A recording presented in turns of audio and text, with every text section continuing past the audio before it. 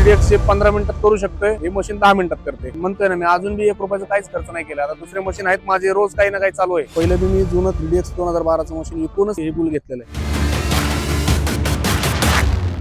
माझं नाव राजू चव्हाण. 20 वर्ष मी ऑपरेटिंग केलेलं आहे. त्याच्यानंतर एक मशीन घेतलं मी JCBचं. त्याच्यानंतर दुसरं एक मशीन घेतलं, ते मेंटेनन्स लई जास्त व्हायला लागला. त्याच्यामुळं बुलचं मशीन घेतलं, एक मित्रांनी सांगितलं. त्याच्यातून कळलं की बुलचं मशीन चांगलं आहे, किर्लोस्कर इंजन आहे त्याला, स्पीड पण चांगलं आहे मशीनला. त्याच्यामुळे आम्ही चौकशी केली, त्या हिशोबाने आम्ही मशीन बुक केलं. या मशीनचं बकेट कसं आहे, 90 डिग्री पूर्ण ओपन होतं, त्यामुळे खड्डा लागल तसा काढू शकतो आपण. आणि गाड्या भरताना, ट्रॅक्टर भरताना किंवा डंपर भरताना एकदम सॉफ्टली जातं काम करायला, अडचण नाही. ऑपरेटरला बी त्रास नाही. स्विंग स्पीड बी चांगलं आहे मशीनला. लिव्हर बी कसे 3DX हार्ड जातात, या मशीनचे लिव्हर बी सॉफ्ट आहे. बाकी मशीन पेक्षा तर लय भारी मशीन आहे. बाकीच्या मशीनचं लोडर हाईट जात नाही तेवढं, या मशीनचं लोडर हाईट बी जातं. हायवा एकदम सहज भरू शकतो आपण, एकदम सहज भरू शकतो. बाकी जेव्हा बी सर्व्हिसला काय प्रॉब्लेम झाला, फोन केले की लगेच येते ते सर्व्हिसिंगसाठी, जागेवर येते. तर आता 3DX ला मला लागतं 5.5-6 लिटर डिझेल लागतं. 5.5 सरासरी 5.5च्या पुढे जातं. तर हिला मी एव्हरेज काढला या मशीनचा. ते दुसरं मशीन 26 तास चालतंय, 25 तास चालतंय. हे माझं मशीन 32 तास.